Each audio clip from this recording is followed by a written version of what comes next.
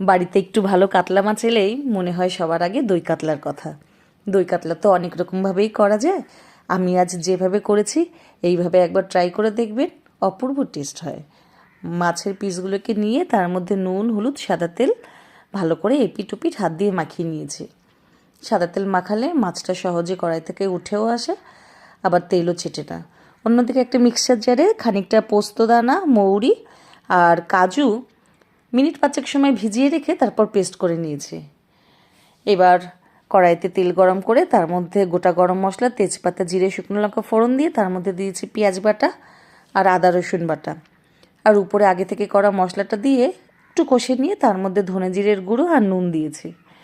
আবারও ভালো করে কষে নিয়েছি। যখন তেল ছাড়তে শুরু করেছে তখন তার মধ্যে আগে থেকে ফেটিয়ে রাখা টক দইটা দিয়ে দিয়েছি।